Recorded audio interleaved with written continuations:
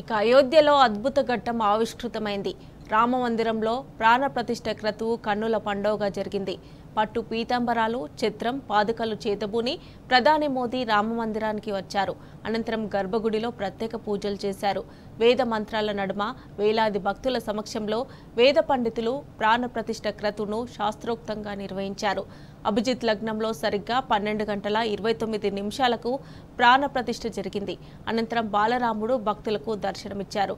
84 సెకండ్ల పాటు సాగిన ఈ క్రతువును టీవీలో చూసి యావత్ భారతావని పులకించిపోయింది. శ్రీరామ్ జయ రామ్ జయ జయ రామ్, శ్రీరామ్ జయ రామ్ జయ జయ రామ్, శ్రీరామ్ జయ రామ్ జయ జయ రామ్, శ్రీరామ్ జయ రామ్ జయ జయ రామ్, శ్రీరామ్ జయ రామ్ జయ జయ రామ్, శ్రీరామ్ జయ రామ్ జయ జయ రామ్, శ్రీరామ్ జయ రామ్ జయ జయ రామ్, శ్రీరామ్ జయ రామ్ జయ జయ రామ్. అయోధ్య నగరంలో బాలరాముడి విగ్రహ ప్రాణ ప్రతిష్ఠ అంగరంగ వైభవంగా జరిగింది. ప్రధాని మోదీ చేతుల మీదుగా అభిజిత్ లగ్నంలో జరిగిన ఆ మహోన్నత ఘట్టాన్ని వీక్షించి భక్తజనం పులకించిపోయింది. అయోధ్యలో 100 ఏళ్ల నాటి కలను సాకారం చేస్తూ చారిత్రక ఘట్టం ఆవిష్కృతమైంది. రామాలయ ప్రారంభోత్సవం అంబరాన్నంటింది.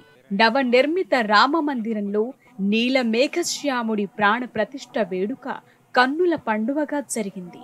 84 సెకండ్ల పాటు సాగిన మహోన్నత ఘట్టాన్ని వీక్షించి భక్తజనం తమ అంతరంగంలో ఆత్మారాముడిని కొలుచుకున్నారు.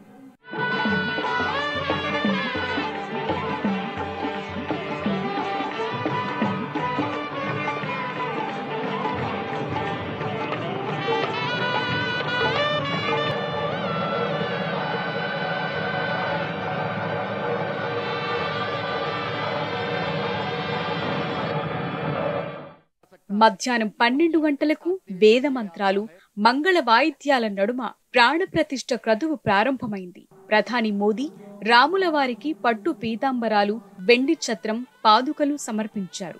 రామ్లల్లా విగ్రహం వద్ద ప్రత్యేక పూజలు చేశారు. 12:29 అభిజిత్ లగ్నంలో బాలరాముడి ప్రాణప్రతిష్ఠ మహోత్సవం జరిగింది. అయోధ్య బాలరాముడి దర్శనంతో అఖండ భారతావని పులకించిపోయింది.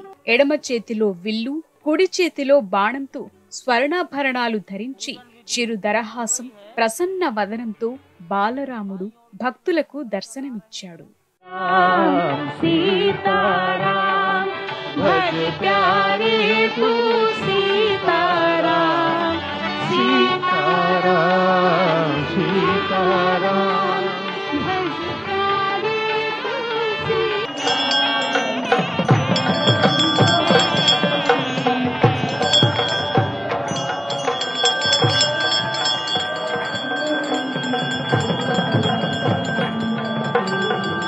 ప్రాణప్రతిష్ఠ సమయంలో గగన వీధుల నుంచి ఆలయంపై హెలికాప్టర్లతో పూలవర్షం కురిపించారు.